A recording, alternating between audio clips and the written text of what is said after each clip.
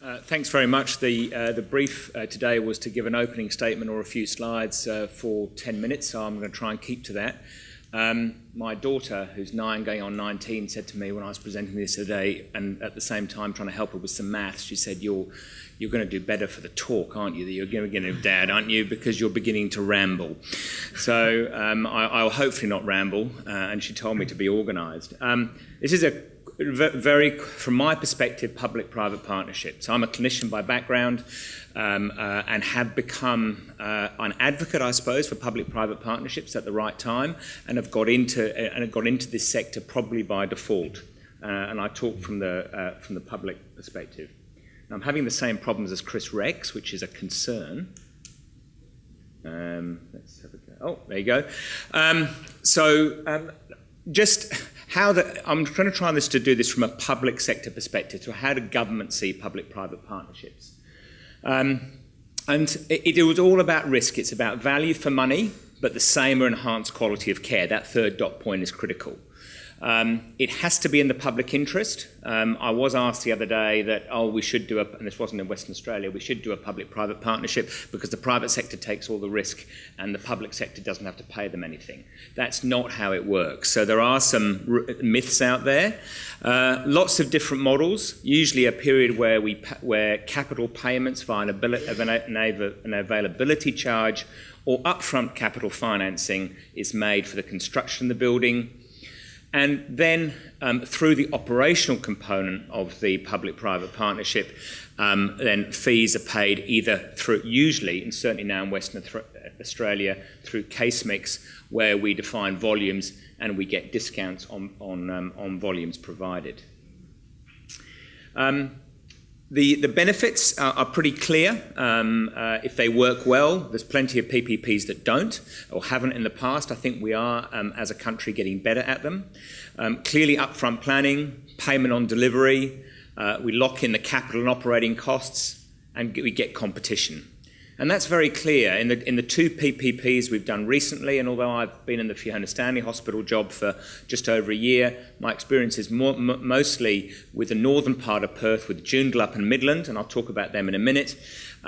You lock in the capital costs. It's $340 million to build Midland Hospital. You do not get any more money. It's the same with Joondalup. When Ramsay's did the second stage of Joondalup, it was $229 million. There was no more money available. The benefits on time and budget, they're usually ahead of schedule. Both Midland and Joondalup in Western Australia were ahead of schedule in relation to the capital build. Whole of life asset management, I think, is better than in the public sector if you get it right. And you get innovation. There's no doubt I've seen innovation through Joondalup, through Midland, and even recently through Fiona Stanley that you would not necessarily get in a pure public provision. And obviously value for money. And the same or enhanced quality of care. But there are risks, and the one is in bold there that if I was to leave you with anything today, would be the ultimate risk always remains with the state, because the state is still providing the health care to the population. You never transfer all the risks. You can get benefits can be eroded, and efficiencies are not shared. Sometimes, and I think there are clear strategies for success that I'll state at the end. Clearly understood objectives, sometimes they're not clearly understood. Benchmarking is not everything it's set out to be. Benchmarking is great, but what if you benchmark against a group of hospitals where 2 are inefficient? That means that the price you're paying potentially to the private provider is greater than you should have been. Now, I think that's probably going to whittle down a bit now with the national efficient price, and you can certainly then relate to how states are providing their services and what price they provide their services for. The contract management role is not clear and supported, and it is critical about the partnership between the private provider and the state. This is not just a contractual relationship. Just very briefly on what we use in Western Australia, we use there's lots of models, but the DBFO, Design, Build, Finance and Operate, it's a typical model in Western Australia. The private sector designs, builds, funds and maintains and operates all the services. So that's a Joondalup model in Joondalup Stage 1, as I've said at the bottom, and it's also on our QE2 medical centre site as well. So basically, and over the period of time, the public sector then pays back the capital cost over time, and the facility then is transferred to the state at a time. The recent Midland Hospital, a design, build, operate, maintain model. That's where it's a full service PPP, again, very like Joondalup Health Campus, but the actual capital funding is provided upfront by the state. So there's no availability charge over a period of time. It's very similar to a DBFO, but it actually the actual state provides the upfront capital funding. And the two enduring examples for that are Joondalup Stage 2, Peel Health Campus, and also recently Midland in Western Australia. We have alliances, I won't spend long on theirs, where you have alliances between private and public, and that's at Bunbury and one of our regional centres. And we have service contracts, and the most significant one of those, I'll come to in a minute, is the Fiona Stanley Hospital Facilities Management Contract, which is substantial. I think it's probably groundbreaking in that it goes across a number of service streams. It is not just hard facilities management, which we would all know about as energy, estates, all of those. It also goes into linen, but it's also doing things like sterilisation, and it is also actually performing some patient-facing services as well. And out of the 5,000 staff that will work at Fiona Stanley Hospital, 1,000 staff will be Serco or will be facilities management staff. So the recent examples, just to give a bit of context for today, Joondalup Health Campus was, pre-1996, an 80-bed public district hospital. It then expanded under the first phase, which was that DBFO phase, where the private sector came in and financed it in 1996. There was huge population growth, and over the last 4 or 5 years, there's been an expansion of the hospital. Clearly, we've now, Ramsay have expanded it to 471 public beds with a major ED and a separate 145-bed private hospital. It completed this actually last year, and we've used both models at Joondalup because the second stage was where the government actually paid the upfront capital costs. It took considerable negotiation. The reason I'm grey and Craig hasn't got much hair is that we sat across different ends of the table for about a year and a half because there was a global financial crisis in the middle. But what was impressive is the government changed. The government changed from a Labor state government to a Liberal state government, and the strategy was the same. So we sort of stuck to our guns, and we got the outcome that we wanted, which was providing better care to people in the northern suburbs. Midland Health Campus, most recent one, again, we've got an old hospital in the eastern suburbs of Perth, around about 180 beds, extending it to 307 beds. Capital budget was 360 million, and it was shared by the state and the Commonwealth governments. This procurement was done by a design, build, operate and maintain, so it was actually the money was provided by the state up front, and for a 20-year full service contract to provide public services. 2 operators were selected at the request for proposal stage, and we closed the contract in 2012, and the building is half built now. I'll just show you some timelines in a minute that show you that it doesn't, just because you do a PPP doesn't mean you actually push down the timelines. You do when you get to construction stage, but you don't usually in the contract negotiation stage. Just briefly, car parking is everybody's favourite. I didn't realise when I went to medical school I'd become a car parking expert, but I've answered so many ministerials and parliamentary questions on car parking, I now know it backwards. We did build a new car park. This is a boot PPP model where it is off balance sheet. A lot of these PPP models are not off balance sheet. This is, so you are transferring all the risk to the private sector. I've put it in there for completion because it provided basically a solution to an intractable problem at one of our tertiary quaternary sites in central Perth. Fiona Stanley, a massive endeavour by the state government following the Reid Review in 2004, about a $2 billion build. As per the introduction, practical completion was December 2013 and will be open in 2014. Yes, there's been some delay and there's been some challenges. I've been involved with the project for about a year. It's certainly the most complex project I've ever done, or I can think of in Australasia. All FM services are contracted out to a single agreement with Serco. It's 4.3 billion over 20 years. The public sector comparator is beneficial by around about $515 million over 20 years. There's one 10-year term with 2 options of 5 each. And the difference with this one is the soft FM. So there's a lot of soft FM parts to this contract which were negotiated back in 2010. It is much more complex than Joondalup and Midland, make no doubt about it. There's many more touch points with the state. As I said, I keep going on about the soft FM, but that's part of the PPP that I'm sure we'll get some questions on today. So it is not just simply the back of house. And there's still some contractual issues to be resolved, because at the time this was a significantly, not challenging, but innovative PPP that the state government entered into.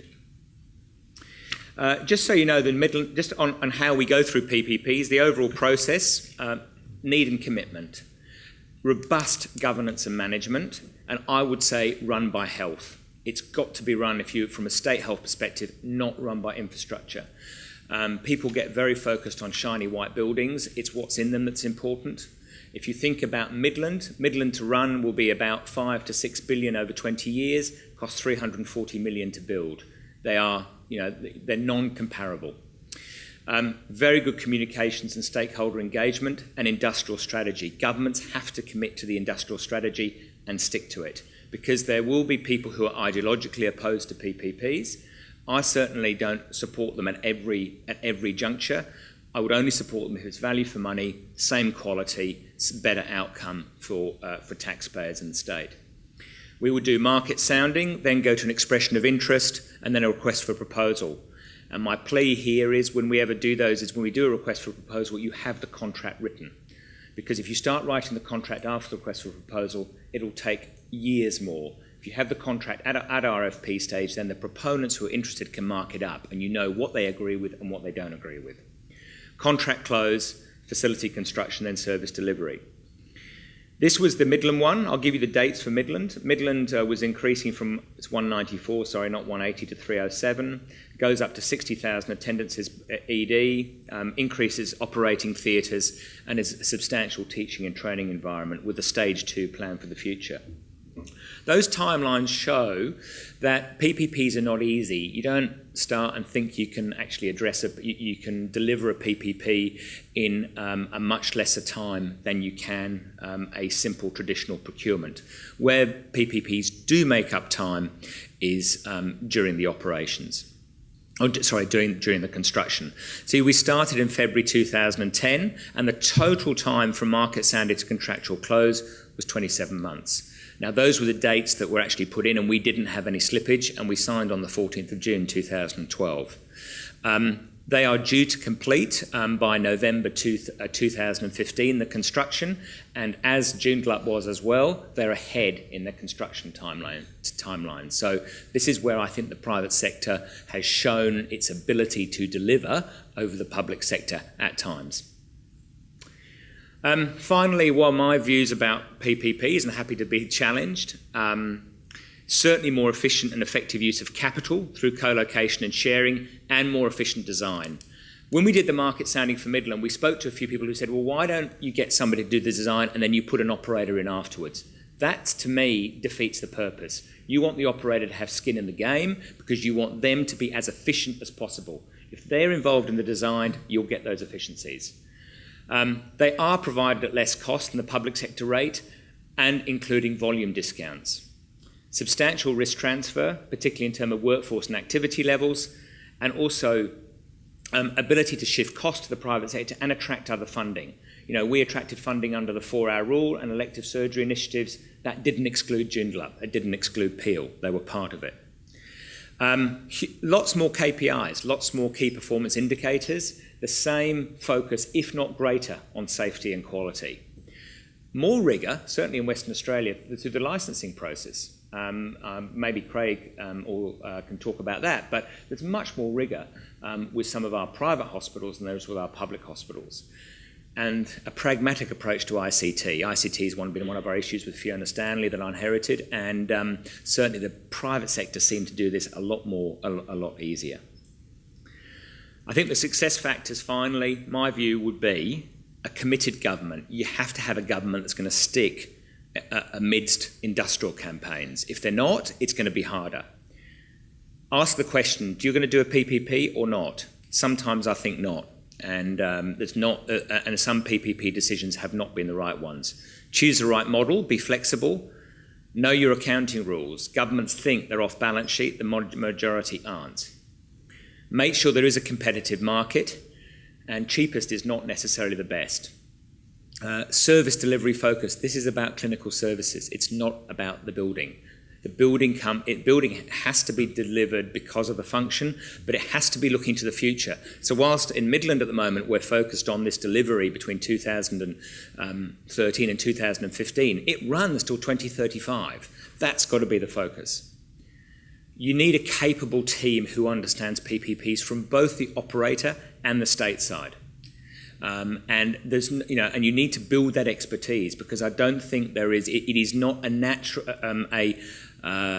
expertise that comes naturally, but certainly there are people around Australia who are developing that expertise, and we can see more PPs now being generated in the eastern states.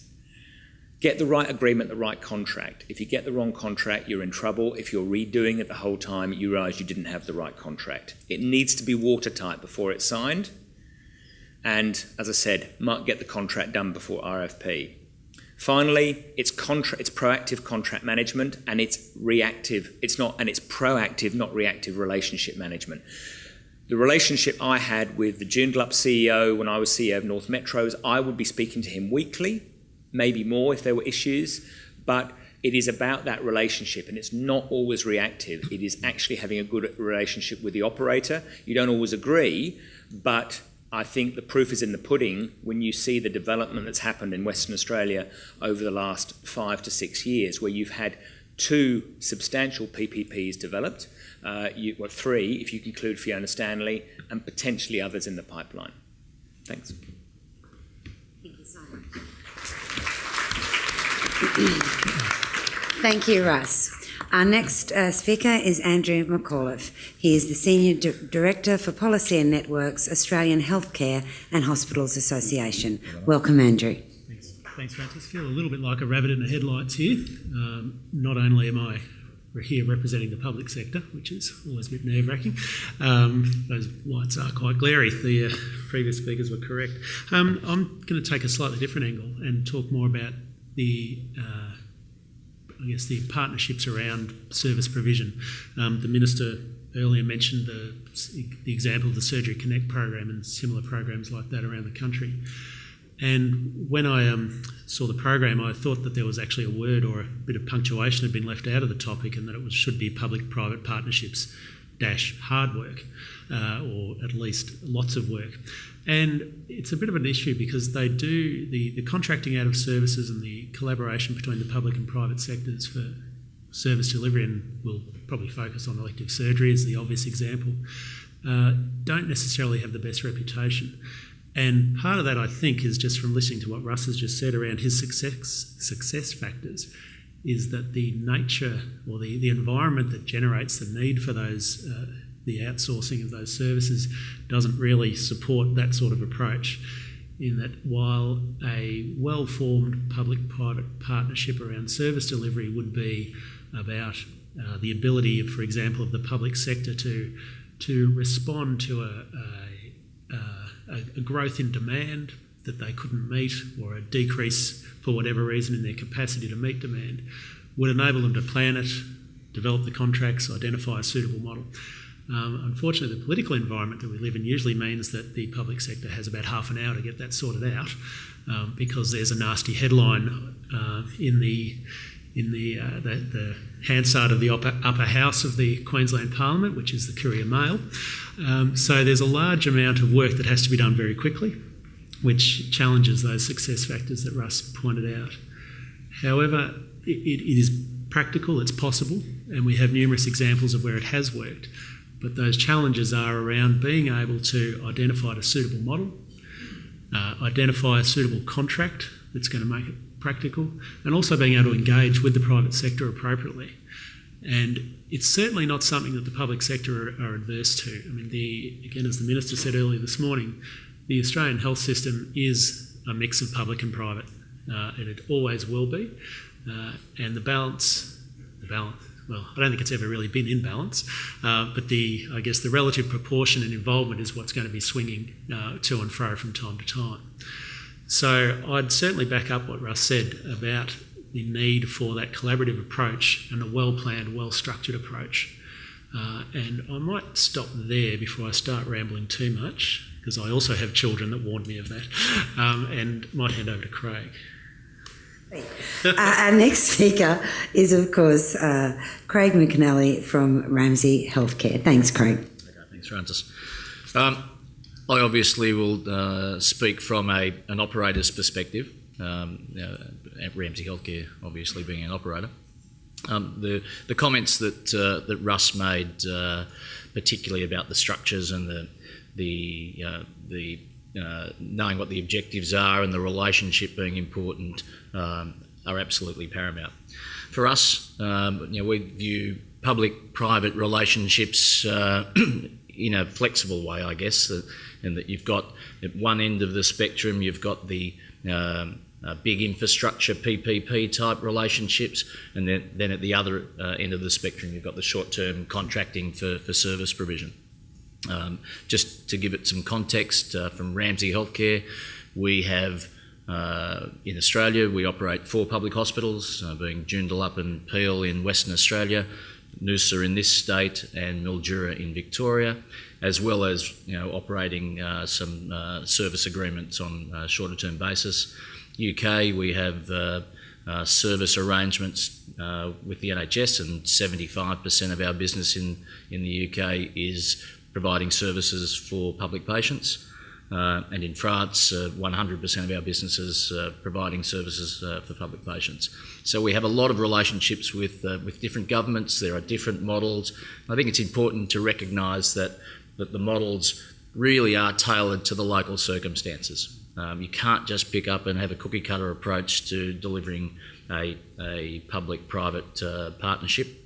You need to look at what the objectives are you're trying to achieve, whether there's a significant capital component, whether you're just looking at particular services, and as Andrew said, whether there's short-term issues around waiting list reduction or whatever. You've got to be reactive to that.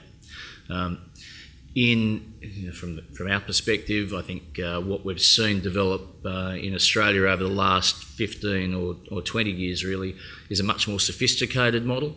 I think that as Russ indicated, there are pockets of expertise around the country, and that expertise is growing.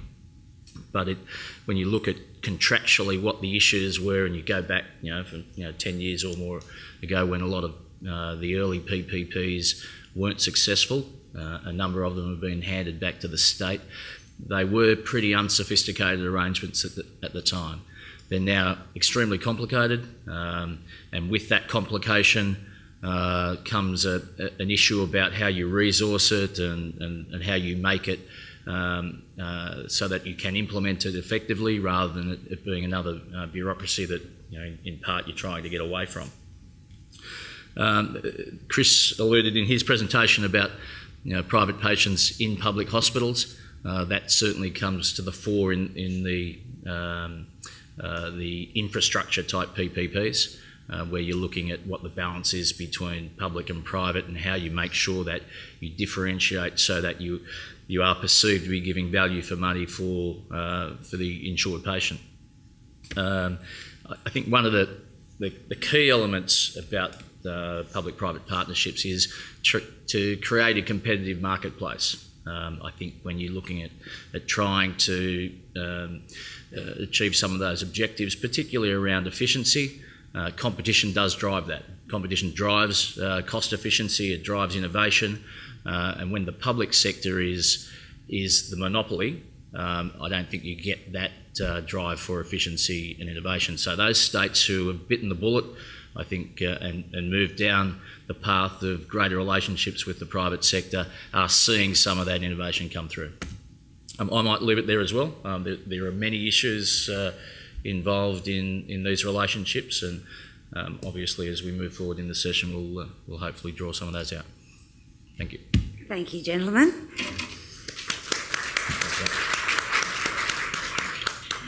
Just a quick reminder, now is probably another great time to use your Twitter, APHA Congress.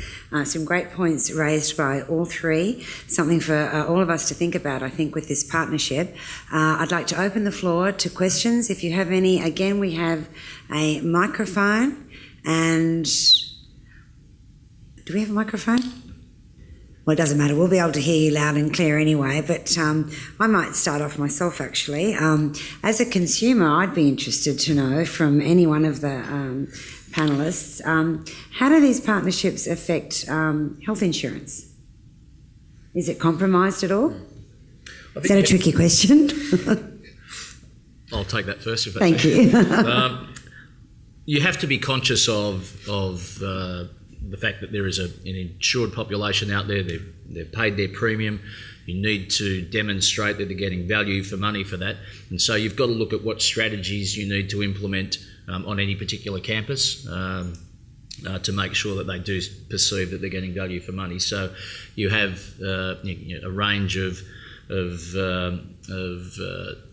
opportunities to differentiate. At the end of the day, what you can't differentiate on is the clinical service. The outcome for patients, regardless of who's paying for the provision of the service, they need to be the same and need to be seen to be the same, particularly if the state is going to continue the agenda. They need to see that the public patients aren't getting a second-class clinical service.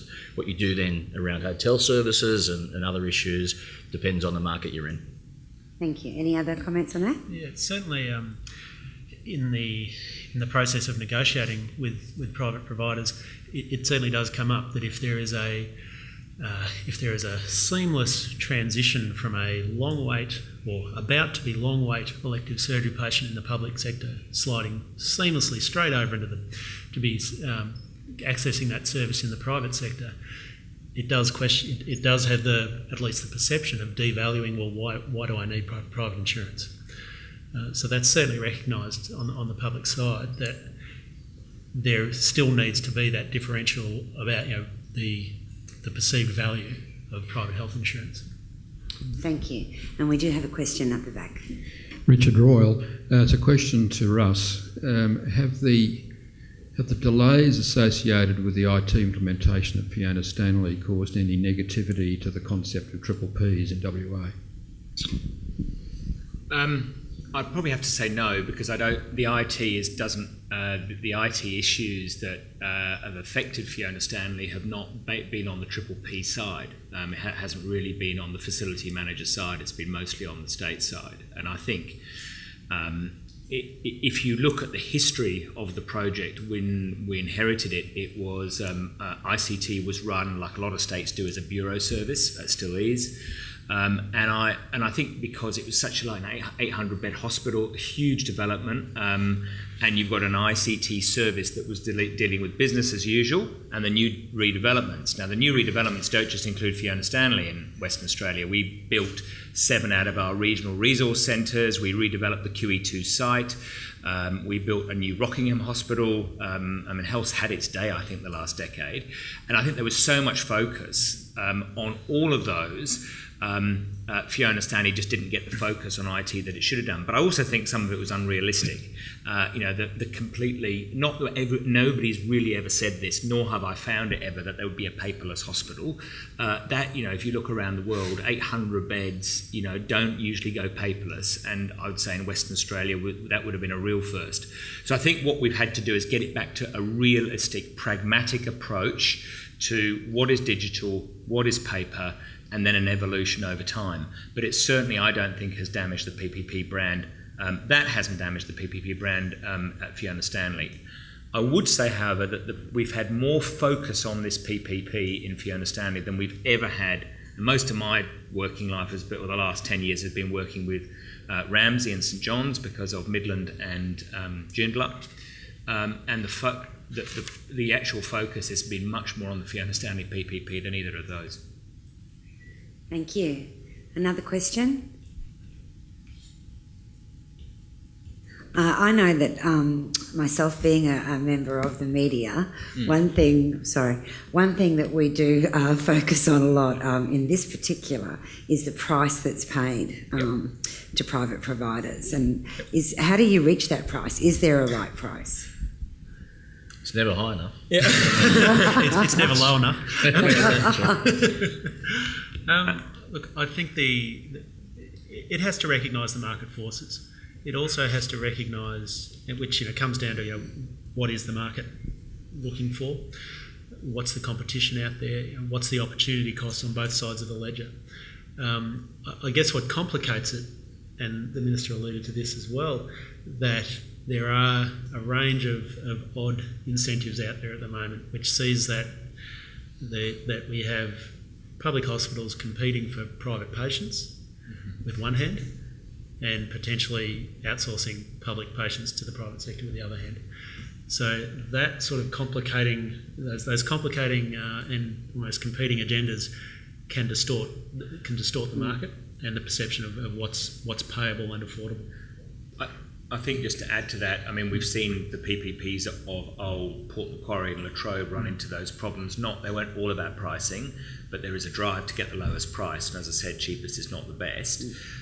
Certainly, benchmarking is one way to do it. Benchmarking, and then you get a discount of benchmarking. But that still doesn't give the public, I'd probably take a slightly opposite view to Craig, that doesn't give the public sector probably the best price it could get. And I think it's evolved over the last, whilst benchmarking is fine, I think where we're going to now with the national efficient price is either a discount off the state price, or you're looking at other ones where it's getting the private sector to tender a price and having a collar and a cap, so there's protection for the public and also protection for the operator.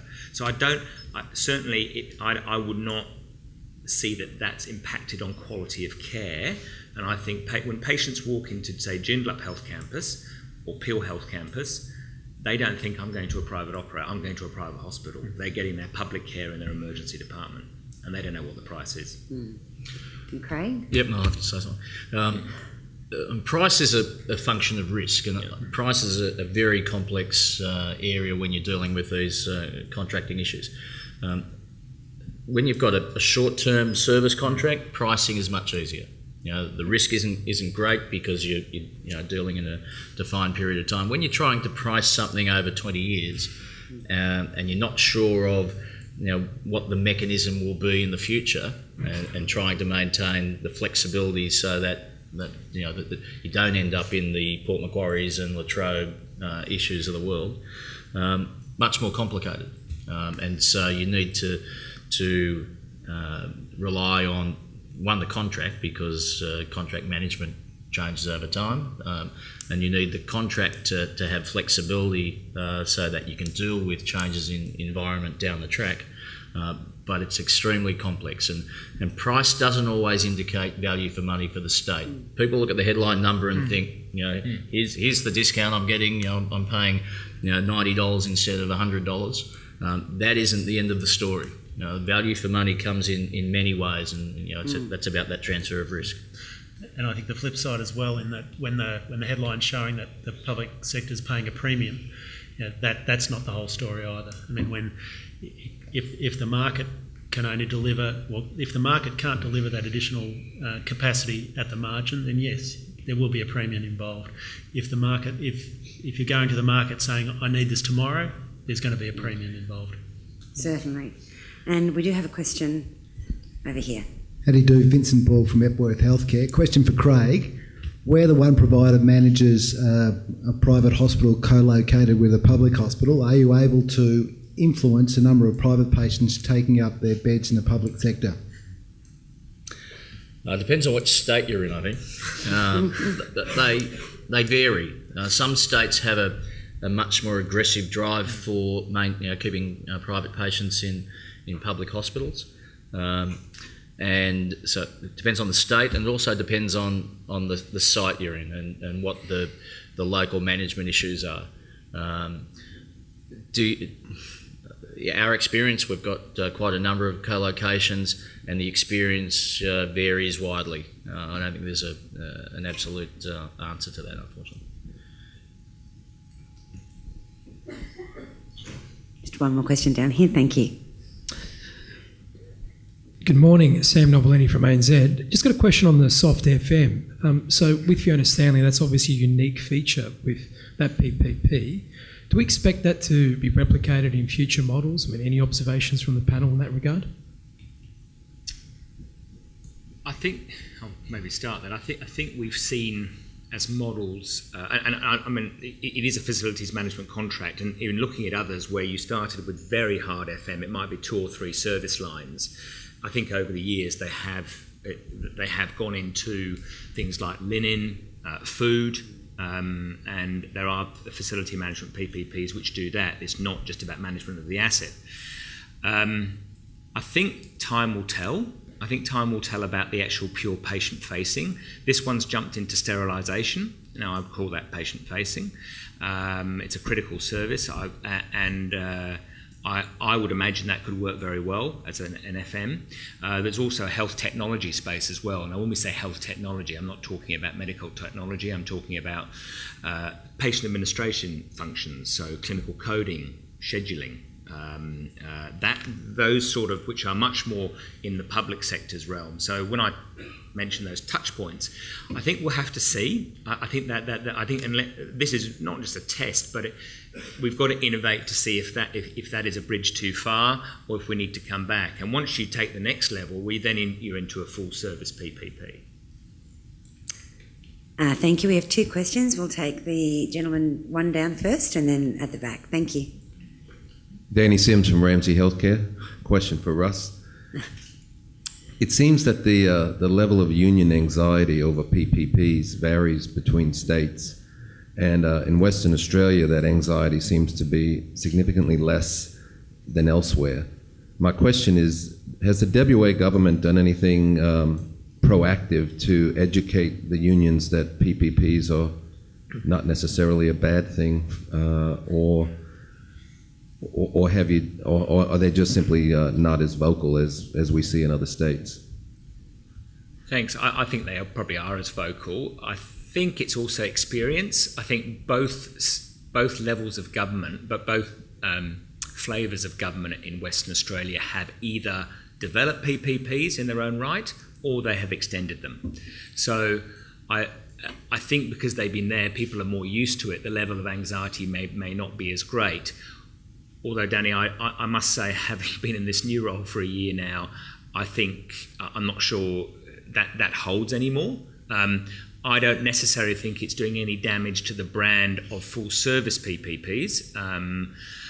But we still did get opposition from Midland. We didn't get much opposition from the extension of Joondalup because it was already a functioning hospital, but we did get opposition in Midland, and I expect that to be to continue. So having not worked in any other state recently, I don't know the level of anxiety. But what I would say, if government have made a decision to go forward with a PPP, they need to stick to the industrial strategy. Changing it halfway through doesn't help the public service, and it's certainly the public health service trying to close the deal, nor does it help the operator. Thanks, Russ. And another question at the back there. It's Andrew Goodsall from UBS. Just a question I'd be interested in from both the purchaser and the provider perspective. Once the contract is actually operational, obviously there's the contractual arrangements. Just interested in what attributes I think make for successful operation of the contract from both purchaser and provider. I guess whether it's goodwill or, I guess it's the esoteric piece. But perhaps if you could just give us your experience. Thanks. Ideally, what you want to do is to be able to put the contract in the drawer and never read it again. I mean, unfortunately, that isn't the case. But the less you have to rely on contract managers to resolve issues, the better you are. And so it comes down to that relationship. You'll contract as best you can at the time, and you'll try and address every issue you can identify. but there'll be circumstances that arise, in the operating environment down the track that you haven't contracted for, and it comes down to the relationship. And if you want the partnership to be successful, you've got to be flexible, and you've got to look at, you've got to stand in our position, you've got to stand in the state's shoes and think, okay, what do they want to try and achieve with this? How can we help them achieve that? Waiting list reduction is a good example for us. So you just need to be flexible and try and park the contract. I think Craig's right. Certainly with the two previous contracts involved, we didn't really look at it unless both parties had to, because there was one sort of esoteric issue that came up. But I think also it's how you operate so it's that relationship at different levels. So it's at the chief exec level, then you've probably got an exec director who looks after a whole plethora of contracts, and then you've got the contract manager. Now, we have one contract manager who's got huge corporate knowledge for Joondalup, the same as Joondalup did, and they literally interact on a daily basis, so that's got to work. I also think the responsiveness of the operator, one of the things I didn't say and should have said, one of the advantages about PPPs is the responsiveness. So if we get, take Andrew's point, elective surgery money comes through from the Commonwealth, I can think of the example came through, you've got to do these number of cases, it's all got to be done within 3 months, off you go. And no, you can't go past June the 30th. So we went to both. I went at that stage to Joondalup and said, what can you do for me? I need to do these cases, it's money coming through, and I went to one of my public hospitals and went to them. The public hospital came back to me and said, well, we'll put on all these staff, we need to put them on for 2 years, and we're not sure we can do all of them. And I said, no, I need them done in 3 months, not in 2 years. I need them in 3 months. So that came back 2 weeks later. It's still a good proposal. But that afternoon, I got a response from the operator who came back and said, we can do all of it except for this specialty. So it's one small specialty. They were upfront. They said, can't do that, but we'll try and do it, and we'll do it for this price. So it was a lower price than what they would normally have done work for us for. It was that responsiveness, that ability to move things around, to be able to react. And I think if you've got that within a contract that's operating independent of the written document behind it, it actually it shows that relationship is working. Any further questions from the audience? I have one.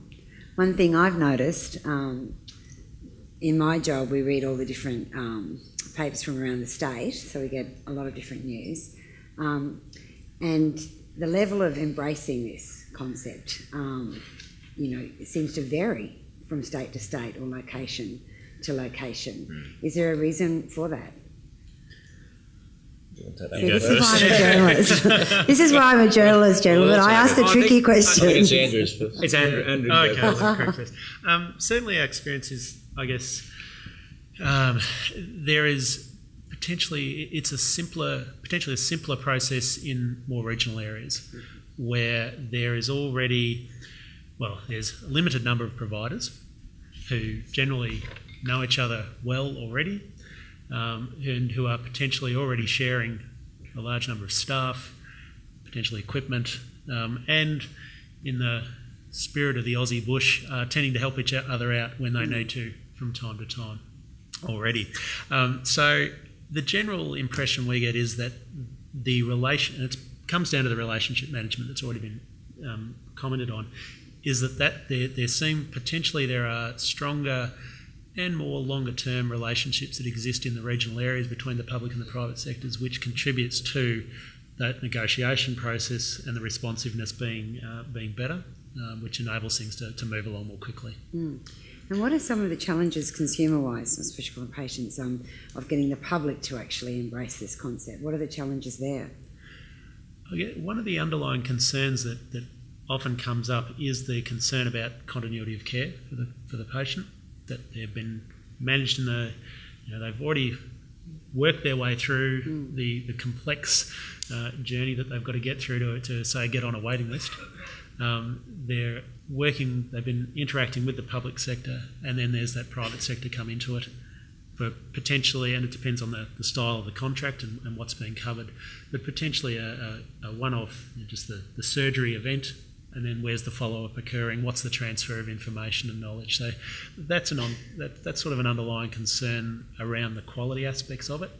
That said, it's a concern. I don't think there's any great evidence to suggest that it's a real issue, assuming that the processes and the structure is in place so the client and the providers know who's responsible for doing what. It's when that's not clear that you have the problems of people falling through cracks. Well, if I pick up the first question about where it happens around the country, and some places it happens more aggressively than others, I think it's getting back to where the pockets of expertise are. So there are some states and some government agencies who have a particular expertise. I think it also political will has to be there, and in some states that's sadly lacking, unfortunately. And also, depending, really back to Russ's point, who owns the project? Is it health that owns the project? Is it Treasury? Is it infrastructure? And I think when health owns the project, I absolutely agree with Russ, when health owns the project and they understand it's about the service, and Treasury get that and don't try and make it a Treasury project, then you get some momentum. Mm-hmm. And Russ, would you agree with that from your Western Australian experience? I would, yeah, and I think that the critical thing at a project control group level for any of the projects that have been very successful in Western Australia is actually it can be run by health, but it has Treasury, has our PPP unit at the table. So they're not excluded, they're actually in the camp. So any decision that comes up, any issue that comes up is actually managed by the state project control group. I would say it's interesting, I've often wondered, because Western Australia is obviously financially probably more secure than other states, yet it, at the time of the Joondalup renegotiation, and when it made a decision about Midland, or the state government made about Midland, it was a minority government. It was a minority government, yet it made two substantial change, actually three if you include Fiona Stanley. So, and yet you have governments which I would look at over here, which tend to have majorities, have maybe be of that political flavour that would favour PPPs, and say there's no money.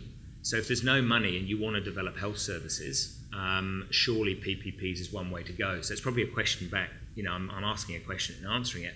I'm interested why, say, New South Wales and Queensland haven't jumped at this more vociferously than maybe they could.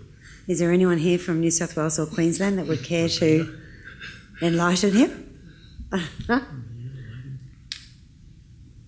In Western Australia, Russ, you've gone full service PPPs, yep. haven't you? Yes. And why is that? Is that the way of the future, do you think? Certainly, having had experience of both, they're easier. They're certainly easier because you contract. We contract to a Ramsay's or to a St John's or to a private proponent. You contract out for the service. You literally pay per weighted separation. You pay unit price. That price and that volume is set in February preceding the next financial year. So the operator knows. It's much cleaner. We'd still rotate junior doctors. We still do all that. We still provide the same teaching and training and research that we would in a similar facility. I think it's just what's happened, but it is easier, I think, than doing it where you've actually got a private provider, say, working alongside the state. It can still work, but there's plenty of facility management PPPs that work. I think full service PPPs do need to be part of the future, as long as it's not in areas of a niche market. Say, would you do a full service PPP for the sole children's hospital in the state? Probably not. Probably not. Gentlemen, in agreement there? Lovely. Yeah, I'll go. Any further questions? Yes, sir. So that's Steve Schultz, Ramsay Healthcare.